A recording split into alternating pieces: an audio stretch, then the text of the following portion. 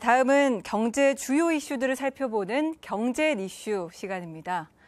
금융위원회가 지난 18일 소비자 입장에서 안심하고 편리하게 금융을 이용할 수 있도록 하는 금융 소비자 보호 종합 방안을 내놨는데요.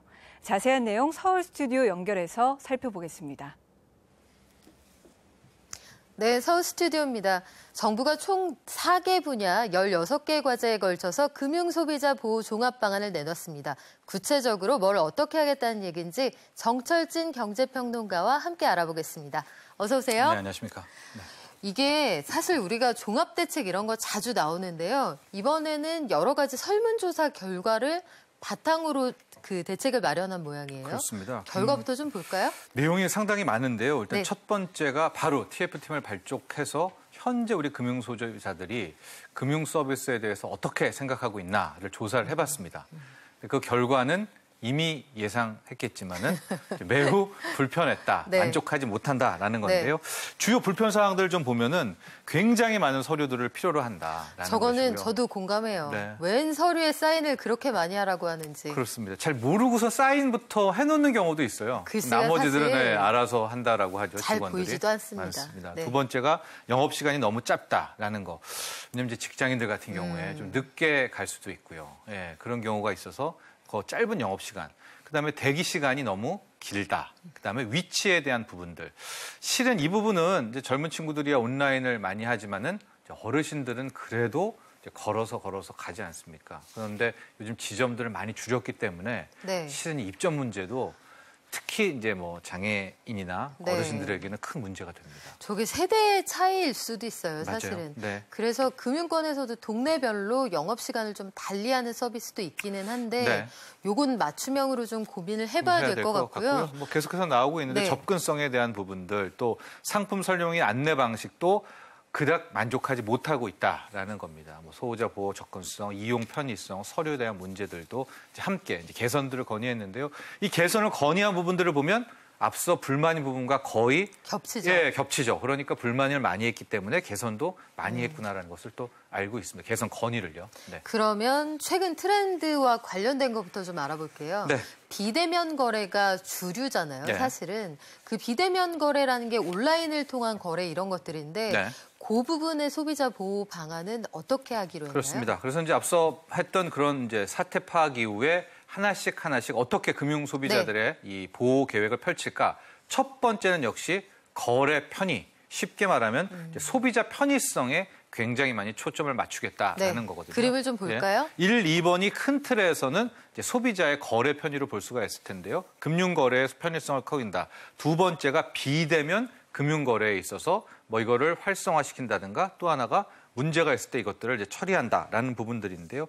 뭐 여러 가지를 좀 보면은 비대면 서비스는 기본적으로 이제 확대하는 방향으로 나간다라는 걸 알 수 있고 여기에 뭐 지점 방문할 때 예약제 같은 것들을 둔다거나 또 온라인 상품 설명을 할 때 너무 구구절절이 있으니까 이런 것들을 핵심 몇 가지만 좀 알 수 있도록 하는 뭐 그런 내용들이 있는데요. 굉장히 많습니다. 소비자 친화적으로 개선한다라는 것도 있고요. 금융회사 중심적인 온라인 개인정보 수집. 이것도 금융회사는 그냥 앉아서 떡 먹깁니다. 이거 갖고 와라, 저거 갖고 와라. 그렇죠. 다 우리가 챙겨서 갖다 줘야 되니까 우리가 ICT 하지만 금융회사가 오히려 더 발전이 더디는 이제 그런 부분도 있다라는 것을 보시게 됐고요. 텔레마케팅 같은 경우에도 소비자 친화적으로. 그러니까 원래 텔레마케팅이 이게 좋은 거거든요. 누구 한 명이 전화를 해가지고 네. 구구절절히 설명해 준다라는 건데 요즘에 우리가 텔레마케팅을 받는 느낌은 아, 내가 속는 거 아닌가? 이런 어떤 그런 느낌들이 있어요. 그렇죠. 예, 그런 것들을 좀 어떻게 개선할까라는 부분도 있습니다.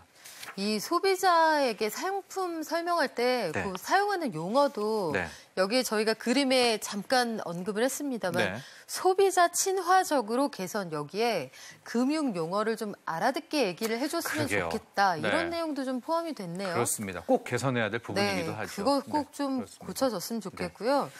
이어서 앞서 잠깐 말씀을 하셨는데 접근성, 네. 은행 이용이 쉽지 않은 고령층, 장애인을 위한 서비스 개선 내용 이런 것들 포함해서 상품 설명서 관련 내용까지 그렇죠. 포함이 네. 돼 있더라고요. 거래 편의에는 이제 크게 앞서 두 가지 봤고요. 이제 두 번째가 고령층과 장애인 맞춤형 서비스. 역시 이분들에게도 거래 편의가 굉장히 중요하고요. 상품 설명서도 너무 많습니다, 솔직히. 뭐 몇 장, 20장, 50장 못 책이에요, 읽어요. 책. 네. 그거를 왜 그렇게 두꺼운지 제가 보기엔 5줄, 한 장 원페이지 리포트로 좀 정리하는 것이 어떨까라는 건데요. 먼저 고령층 장애인들을 보면은 일단 주민센터를 활용하는 방법도 있고요. 또 고령층 상품 계약을 계약할 때는 지정인에게 계약 사실을 알린다. 왜냐하면 어머님, 아버님이 이제 뭐 어떻게 어느 특정 금융사에 갔다가 덜컥 펀드를 가입했다라든가 이런 경우가 있습니다. 그렇죠. 마음을 움직여서. 네. 잘 모르셔서 또 이제 수익률만 보고 또 너무 잘 아셔서 하는 경우도 있고요. 네. 그럴 때는 이제 계약 사실 알림 같은 경우에도 되게 좋고요. 또 이제 금융기기 이게 뭐냐면 우리는 이제 ATM 같은 것들을 줄여야 된다. 왜 ATM 안 쓰는데 그것 때문에 비용 먹고 그게 소비자 비용 넓히냐라고 하지만 우리 어르신들은 ATM이 많을수록 실은 또 좋고요. 편리하죠. 네, 편리하고 네. 우리 장애인들도 그 실은 이렇게 사람 많은데 가기보다는 ATM 기계에 같이 보호자랑 가서 이렇게 처리하는 게 더 선호할 수가 있거든요. 그래서 일부 지역에 대해서는 이 ATM을 확대하기도 하고 벨 설치라고 해서 우리가 금융관을 갔을 때 뭐 벨을 따로 누르면 직원이 나와서 따로 이렇게 좀 장애인들에 대한 금융 거래들을 도와주는 이런 방식도 함께 고민 중에 있습니다. 네, 최근에 장애인의 날이었잖아요. 제가 관련해서 그 보도 내용을 하나 봤더니 근육 장애인의 경우에는 인지 상태가 또렷함에도 불구하고 이 1m 이상 팔을 올리기가 어려워서 지하철 탑승할 때 이 도움벨 누르기도 쉽지 않다 그런 얘기를 제가 본 적이 있습니다. 이런 부분도 좀 세심하게 신경을 써주면 좋을 것 같고 이번에 가장 핵심적인 내용이라고 할 수 있는 게 사실은 금융사 안에 내부 통제 기능을 강화한다는 그 부분이거든요. 뭐가 어떻게 달라지는 건가요? 그러니까 우리가 첫 번째 금융 소비자를 보호할 때 첫 번째로 본 게 거래 편의, 즉 소비자 편의를 가장 먼저 뒀고요. 두 번째는 뭐냐? 바로 이 금융기관의 내부 통제입니다. 금융기관 스스로가 어떻게 탈바꿈할 수 있느냐라는 이제 내부 통제, 내부 기능 강화에 대한 부분인데요. 보면은 1번 역시 금융회사의 내부 관리를 강화한다.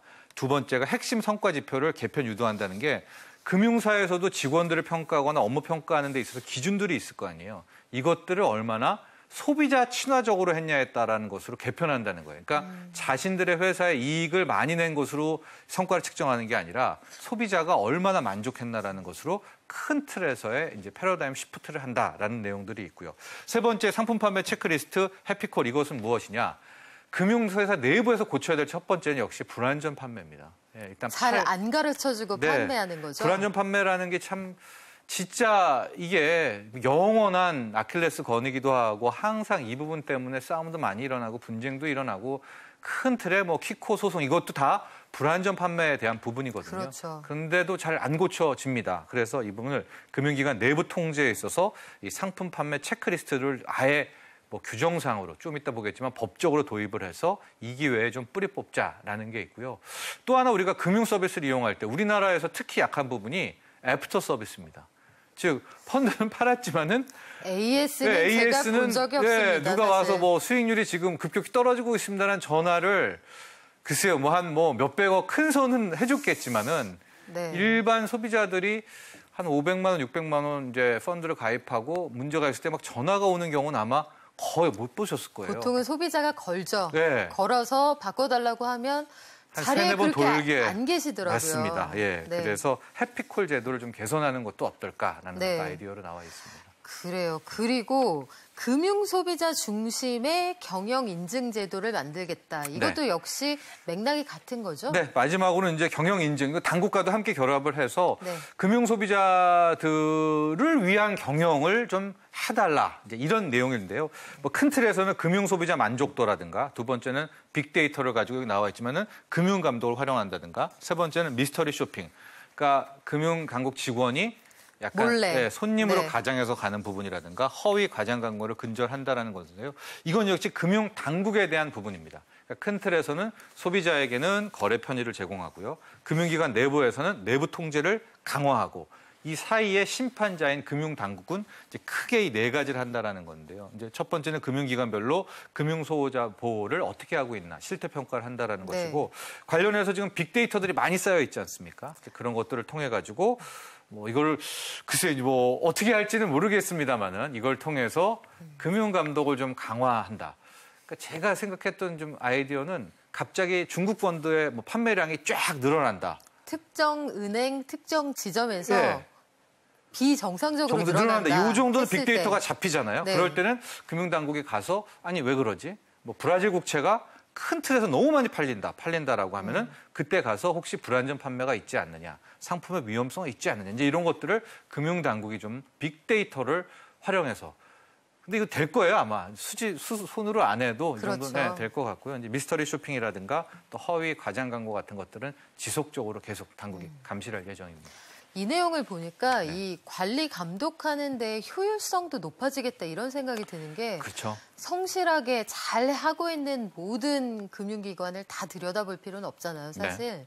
그 빈번하게 사고가 발생하는 담당자, 지점, 은행, 뭐 증권사 이런 것들을 집중적으로 들여다보면 네. 가시적인 성과가 나오지 않을까 이런 생각도 듭니다. 그리고 이제 다 디지털 시대니까요. 아마 몇 개 이 데이터만 잘 분석하는 툴만 있으면 아, 그렇죠. 여기가 문제가 있구나라는 것을 금융당국이 이제는 귀신같이 알 수 알 있습니다. 있을 겁니다. 분명히 네. 알 수 있을 겁니다. 분명히 튀는 네. 그래프가 있을 거예요. 그렇습니다. 그래서 이런 모든 그 취지를 담아서 10년 가까이 처리가 안 됐던 네. 금융소비자보호법 제정 이것도 네. 서두르겠다고 하는데 네. 이게 10년 가까이 안 됐을 때는 그만큼 다양한 의견이 있었기 그렇죠. 때문이잖아요. 또 금융기관들의 볼멘 소리들도 있었겠고요. 그렇죠. 로비도 있었겠고. 또 이게 실제로 금융 서비스를 법으로 규정한다라고 하면 이게 이제 우리가 그동안에 좀 많이 반대를 해왔던 금융 규제가 또 될 가능성도 있거든요. 그러니까요. 이게 예. 좀 고민거리예요. 고민거리예요. 그래서 아마 10년간 한쪽은 법을 정해서 법으로 해야 된다는 쪽이 있고 반면에서는 왜 법까지 가느냐. 우리나라 금감원 금융위가 있으니까 당국에서 실질적인 감독으로 분명히 가능하지 않느냐. 이제 이 두 의견들이 있는데 현재 국회에서 2017년부터 금융소비자보호법 관련해서 발의된 게 5건이 현재 지금 계류가 돼 있습니다. 네. 그래서 저 과연 금융소비자보호법 우리가 앞서 말한 것들을 법으로 할 수 있을까가 올해 또 하나의 초미의 관심사가 될 텐데요. 그 내용들을 좀 보면 금융소비자보호법이 이거를 금융기관별로, 그러니까 은행, 뭐 증권, 보험 따로 하지 않고 동일 기능의 동일 규제다라고 해서 동일 상품을 팔 때, 펀드를 팔 때는 어떻게 규제를 한다라는, 그러니까 채널별로 아마 규제를 하는 내용들을 담고 있는 것 같아요. 그게 또 공평하니까요. 네. 지금 같은 경우에는 보험업법, 뭐 증권사, 자본시장법 이게 금융기관별로 좀 나눠 있지 않습니까? 복잡해요. 예, 그래서 6대 네. 판매행위 원칙 이런 것도 법에 담는다라는 것이고 또 사후 구제에 대한 것들에 대해서 내용이 좀 약하죠. 많아요. 예, 그러니까 네. 법으로 이 사후 구제를 좀 강력하게 하는 게 어떨까라는 게 현재 이제 발의한 국회의원들이나 금융소비자보호법이 있어야 된다라는 건데, 그러니까 이게 규제는 아니라는 거죠. 이분들 의견은 규제는 아니고 구제다. 예, 사후 구제하는. 네. 그러니까 그냥 해봐라. 그러는데 나중에 봤더니 정말 피해본 분이 있다면 이거는 구해야 되는 거 아니냐. 그런데 현재는 법이 아니기 때문에 이분들이 뭐 변호사를 할 수도 없고요. 그래서 이게 금융소비자보호법이 과연 올해는 또 국회를 통과할 수 있을지도 지켜봐야 될 것 같습니다. 그래요. 우리가 금융위기 당시에 사실은 중소기업 사장님들이 키코 피해가 컸다 이런 맞습니다. 얘기 많았거든요. 끝끝내 또 구제를 못 받았죠. 구제를 못 회사면서. 받았던 데다가 회사가 무너졌다 이런 맞아요. 분들도 네. 많았으니까 이런 것들은 좀 정밀하게 들여다봤으면 좋겠습니다. 네. 그 밖에도 파인이라고 해서 금융 소비자들이 이용할 수 있는 종합 포털이 있잖아요. 네, 그렇습니다. 이것도 개편을 하고 네. 전체적으로 인프라를 좀 가다듬는다는 네. 내용도 들어가 있더라고요. 예, 파인 같은 경우에는 이제 제가 또 늘 주창했던 부분인데 네. 이게 왜 그러냐? 분명히 가능하거든요. 저 파인이 뭐냐? 금융소비자 종합포털이라고 해서 내 휴먼 계좌가 얼마가 있고 찾아줌 서비스 각종. 찾아줌 보험은 얼마가 네. 있고 그게 안 될 수가 없거든요. 이미 보험, 증권, 자산운용사, 펀드, 은행들이 다 돼 있고 전산화가 돼 네, 있는데. 금융당국이 중간 네. 플랫폼만 만들어서 하면 될 텐데 왜 안 하고 있냐 하다가 이제 작년에 드디어 이 파인이라는 서비스가 오면서 선풍적인 지금 인기를 끌고 있고요.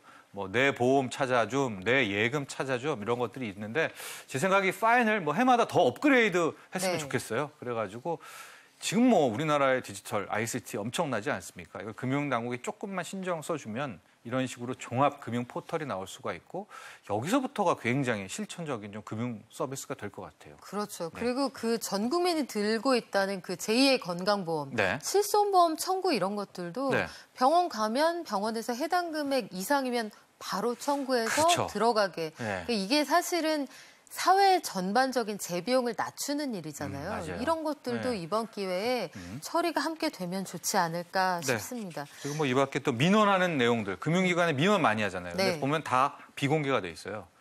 그러면은 이게 모르잖아요. 근데 그런 것 민원들 다 공개하면 저 소비자와 내가 같은 지금 불만이구나라고 같이 힘을 모을 수가 있거든요. 그리고 네. 경향성도 좀 파악할 수가 있죠. 네. 최근 들어서 어떤 부분에 맞습니다. 집중적으로 민원이 있구나. 그래서 뭐 처리 내용을 공개한다. 이런 게 그렇죠. 있죠. 네. 그 밖에도 현재 추가로 검토되고 있는 여러 금융 관련 과제들 네. 어떤 게 있을까요? 뭐 하나씩 좀 보면은요. 네. 전 금융권 민원에 대해서 양으로 아니라 이제 질로. 그러니까 얼마나 많이 처리했나 보다 처리된 소비자가 만족했다라는 이제 질적 평가를 도입하겠다. 금융회사 직원의 뇌실화를 하겠다. 또 ICT를 활용하겠다. 보험회사 의료 자문의 공정성을 제공하겠다. 이런 것들이 향후 추가 검토 과제로 제시가 됐습니다. 네. 금융은 사실 공기처럼 우리 삶에 근접해 있지만 잘 알고 이용하는 사람이 많지 않습니다. 그만큼 사용하는 용어도 어렵고요. 금융이라는 서비스가 소비자보다는 기관을 중심으로 디자인되어 있다는 의견이 많거든요. 이번 기회에 소비자 편익을 한층 올릴 수 있었으면 좋겠습니다. 그 밖에 경제 이슈도 함께 알아보겠습니다. 이게 우리가 청년 신혼부부 사실 제일 큰 고민은 제가 입장을 바꿔놓고 생각해봐도 집. 이 집 문제가 해결이 안 되면 기본적으로 이 터전을 마련해 가기가 참 어렵습니다. 그래서 전국 청년 신혼부부 매입 임대주택 이런 제도가 있는데 이게 23일부터 신청받는다면서요? 그렇죠. 아마 이제 공급량은 좀 확보가 돼서 여름부터 7월부터는 입주가 될 수 있을 것 같은데요. 이제 큰 틀에서 매입 임대를 통해 가지고 청년층 또 신혼부부층에게 이제 큰 틀에서 이제 살 곳을 마련해 주겠다라는 건데요. 여기 보면은 전국 16개 시도에 2,844가구가 일단 이제 7월에 들어가게 되는데 매입 임대주택이라는 게 뭐느냐.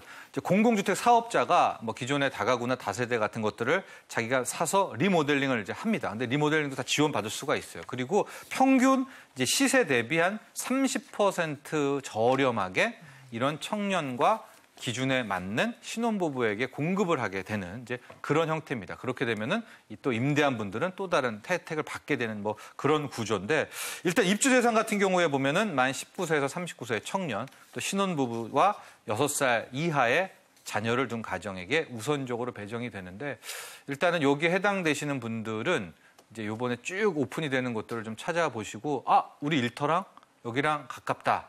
또 이제 그곳에 가서 꽤 이제 리모델링이 잘 돼 있을 테니까 약간 새집 느낌도 분명히 날 겁니다. 들어가 보면은 겉보기와는 다르게 그래서 좀 맞는 부분. 그러면 이제 뭐 주변과 임대료 좀 봐서 또 이런 것도 좀 이용해 보시면 어떨까 이런 것들도 함께 나왔습니다. 네, 꼭 날짜 챙겨 보셨으면 좋겠고요.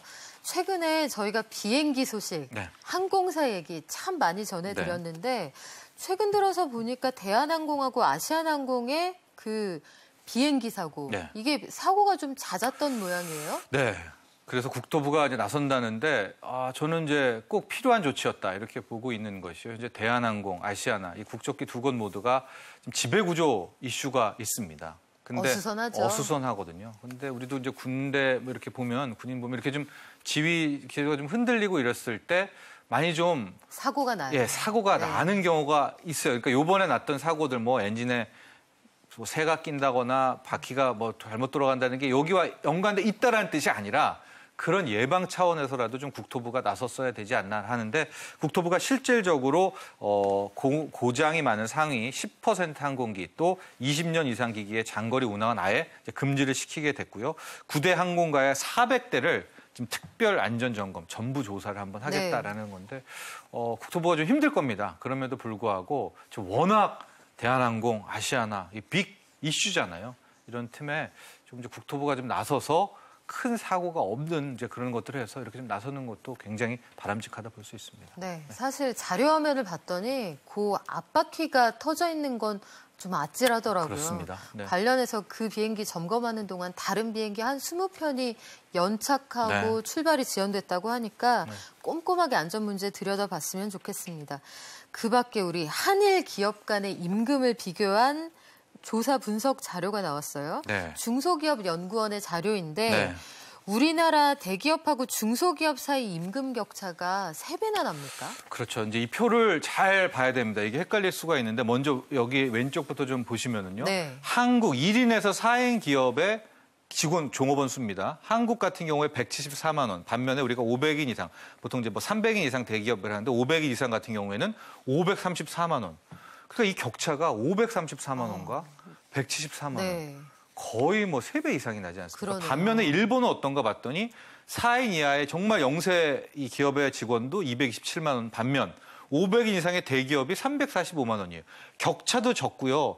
잘 보시면 알겠지만은 이 대기업이라고 부르는 곳에서는 우리가 일본보다 훨씬 많이 월등히 받고 있네요. 높습니다. 네. 예, 그렇기 때문에 이 큰 틀에서 격차가 일본보다 더 벌어진다 이렇게 볼 수가 있을 텐데요. 여기 나온 표를 2017년을 보면은 종업원이 10명에서 100인 기업 이 정도만 해도 100명이면 상당한 중소기업이라고 볼 수가 있거든요.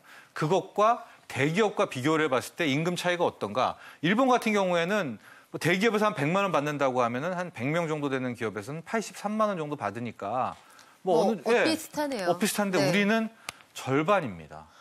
그러니까 100명이 되는 대기업 정도였어도 실은 뭐 많은 취업자, 뭐 우리 이제 구직자가 가고 싶어하는 그 네. 대기업들 재벌 그룹에 비해서는 60% 정도밖에 안 되니까 이렇게 되니까 참 이 청년들 입장에서는 우리는 이제 중소기업 가서 경력 쌓아라 막 이렇게 얘기하지만 막상 또 가려는 이런 친구들 입장에서 너무 격차가 크니까 내가 왜 그런 곳에 가야 됩니까? 뭐 다 그렇게 대기업 선호가 되는 그게 또 하나의 측면이기도 한데 과연 저 임금 구조를 어떻게 풀지도 숙제입니다. 그러네요. 출발점이 너무 중요하다 보니까 네. 소위 말하는 취업 재수 이런 것들을 뭐 어쩔 수 없이 선택하게 그게 된다는 딱 이렇게 얘기인데 된다는 거죠. 예. 이 경력을 통해서 더 나은 자리로 옮겨갈 수 있고 이걸 하나의 과정으로 받아들일 수 있는 시스템이 있으면 참 좋겠다. 근데 싶기도 그나마 하네요. 다행인 게 지금 뭐 현대그룹이라든가 네. SK라든가 이제 삼성도 큰 틀에서 외국처럼 경력자의 상시 채용으로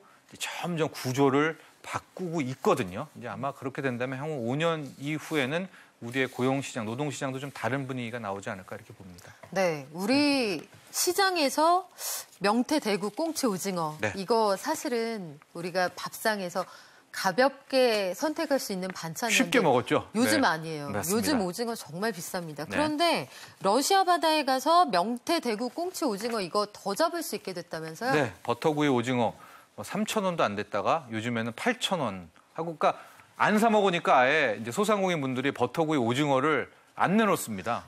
왜냐면은 8,000원이요? 네, 8,000원, 9,000원인데 누가 사 먹습니까? 그건 부의 상징인데요. 그렇죠. 그걸 네. 먹고 있으면은 이제 부의 다들 상징이죠. 이렇게 쳐다보게 네. 되는데 이게 다시 가격이 떨어질 수 있게 됐다. 금징어, 오징어가 아니라 금징어가 다시 한 은징어나 동징어로 될 수가 있는 이슈가 터진 것이 뭐냐. 한러의 이 조업 협상을 맺어가지고요. 우리가 좀 러시아까지 올라가서 오징어를 잡을 수 있게. 그럼 공급이 상당히 늘 거 아닙니까? 그래서 쿼터가 작년 대비 1,500톤이나 늘어나게 됩니다. 이렇게 되면 우리가 좀 러시아 해류에 가서 오징어를 잡아올 수 있게 되니까 금징어 옛날만큼은 아니어도요. 다시 좀 버터 구이 오징어도 먹을 수도 있고요. 또 오징어 구이도 좀 마음 편하게 네. 먹을 수 있지 않을까 이렇게 보여집니다. 밥상 물가에 좀 도움이 될 것 같아서 네. 오랜만에 반가운 소식입니다. 네, 저희가 오늘 금융 소비자 보호 방안을 길게 전해드렸는데요. 은행과 증권, 여러 가지 금융 서비스를 이용하는 과정에서 소비자들이 약간 소외되고 있다 이런 느낌이 들 때가 많았습니다. 부디 소비자와 금융기관이 함께 성장해 나갈 수 있는 토대가 마련되기를 기대해 봅니다. 지금까지 정철진 경제평론가와 함께했습니다. 고맙습니다. 감사합니다.